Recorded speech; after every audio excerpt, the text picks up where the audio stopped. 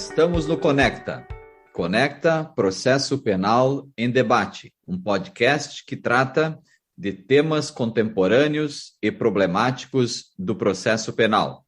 Sou Nereu Giacomoli, comigo, Marcos Eberhard, somos professores da PUC do Rio Grande do Sul e advogados. Este é o episódio número 69, que tratará da limitação da prova defensiva pelo juiz. Este tema surgiu a partir de duas decisões, uma no âmbito da Justiça Federal e outra, praticamente idêntica, na esfera da Justiça Estadual. A decisão da Justiça Federal diz o seguinte: os réus deverão, na apresentação da peça defensiva, justificar circunstanciadamente a necessidade da oitiva em juízo de eventuais testemunhas arroladas, frisando-se que os depoentes, consoante o disposto no artigo 400, parágrafo 1º do Código de Processo Penal, devem ter conhecimento sobre os fatos relevantes para a causa. Friso que a jurisprudência e a doutrina pátria são pacíficas ao afirmar que o direito à prova não é absoluto, devendo o magistrado velar pelo princípio da ampla defesa, à luz de outros preceitos constitucionais, notadamente o devido processo legal e a celeridade processual. Assim, a eventual falta de justificativa da necessidade da prova pela defesa ensejará o seu indeferimento. Dispenso o Ministério Público Federal do ônus de comprovar a relevância da oitiva das testemunhas da acusação, etc., etc. Esta é uma decisão proferida pelo magistrado federal ao receber a denúncia e determinar a citação dos réus para que, no prazo legal de 10 dias, ofereçam a defesa. Uma decisão praticamente idêntica no âmbito da Justiça Estadual diz o seguinte: intime-se a defesa para indicar quais são as testemunhas de fatos relevantes para a solução do processo, pois não serão ouvidas testemunhas meramente abonatórias, ficando facultado à defesa a juntar declarações escritas, ciente de que o silêncio será presumido, que as testemunhas arroladas são todas abonatórias. Outro sim, considerando que o rol de testemunhas extrapolou o limite permitido em lei, diga qual deve ser dispensada.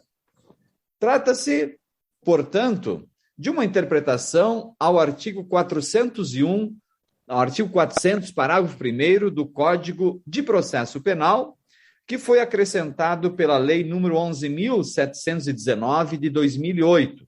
Esta disposição legal autoriza o magistrado a indeferir as provas consideradas irrelevantes, impertinentes ou protelatórias, já no juízo de admissibilidade da prova.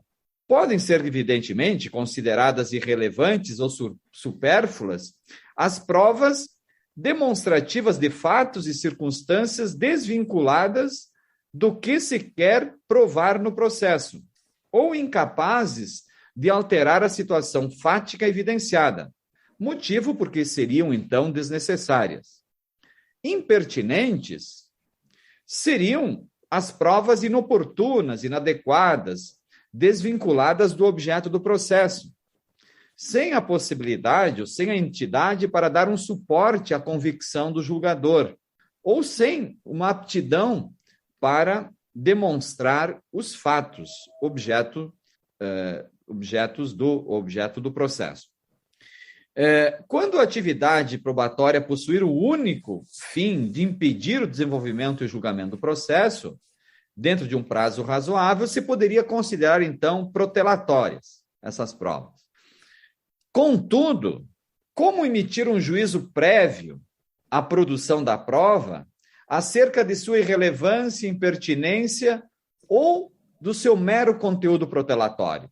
Esse juízo prévio há de guardar conexão com algum substrato fático concreto, já demonstrado, sem partir de uma mera presunção que as testemunhas arroladas pela defesa não conhecem os fatos, que são impertinentes, essas testemunhas, que são irrelevantes ou são meramente protelatórias.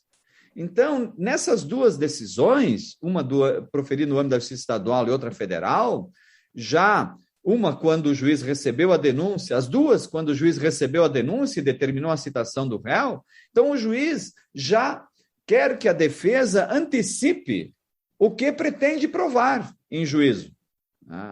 E isto, no meu sentir, viola frontalmente o princípio da ampla defesa.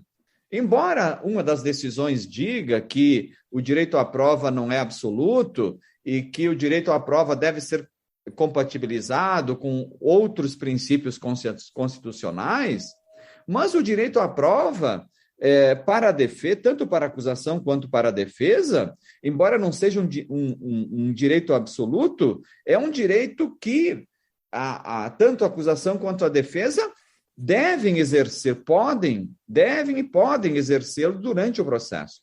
Na medida em que o magistrado antecipa o seu juízo de provavelmente essas testemunhas sejam impertinentes, ele está afastando a plenitude de defesa, porque está a exigir que a defesa diga o que pretende provar com essas testemunhas.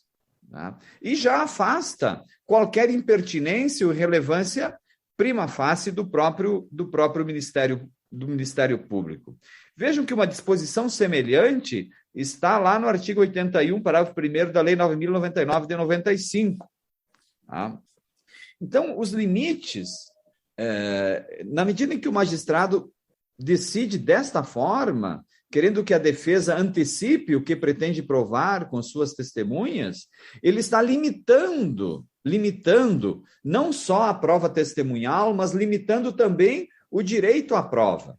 E este limite não encontra nenhuma guarida na Constituição Federal. A Constituição, ela limita a prova às provas ilícitas. Mesmo assim, há toda uma discussão doutrinária sobre a possibilidade de uma prova ilícita ser utilizada em favor da defesa. Tá? Então, queria também ouvir sobre isto, sobre essas decisões que estão pipocando, né, tanto na Justiça Estadual quanto a Justiça Federal, e que está causando um constrangimento relevante ao direito à prova e à defensiva, professor Marcos. Professor Nereu, o Conecta Podcast, o Processo Penal em Debate, cada vez mais, e principalmente a partir desse episódio, vai se colocar frente a frente com temas práticos do dia a dia da advocacia, levando advogados e advogadas, nossos colegas, repercussões do dia a dia da barriga no balcão, assim como a gente gosta de dizer aqui.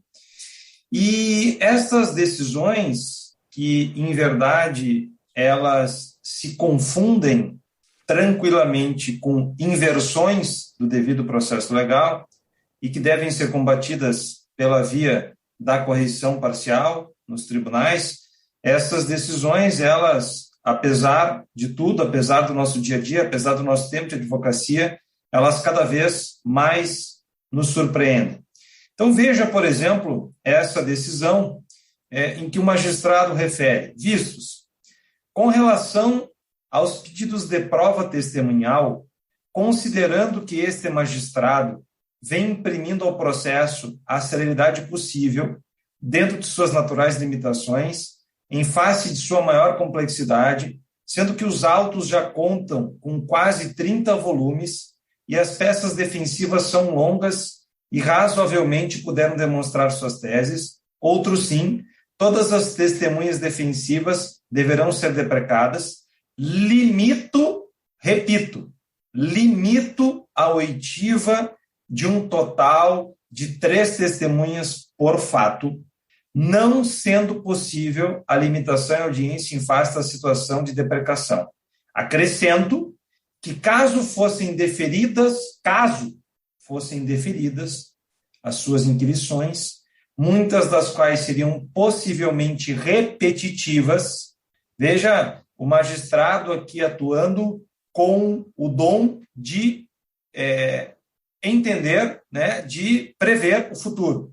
Porquanto estamos tratando de 55 testemunhos a serem colhidos, estaria sendo ferido, diz o magistrado, o princípio da razoabilidade da duração da ação penal, bem como, a longo prazo, eventual situação que incida a prescrição da pretensão punitiva. Ainda, destas 3 testemunhas por fato, aqui ele está limitando a 3 por fato, as defesas deverão informar, demonstrando a necessidade de suas inquirições no prazo de 7 dias, devendo seguir a ordem da denúncia para intimação. Por fim, as que exceder 3 testemunhas, poderão as defesas trazerem por escrito de forma abonatória.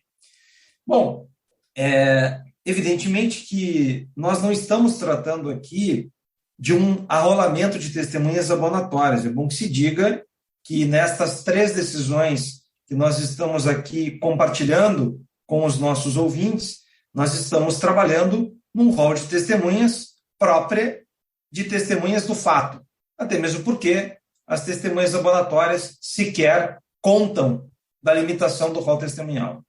O fato é que, toda vez que o magistrado ele interfere na prova, ele está tranquilamente indeferindo no devido processo legal, caso ele venha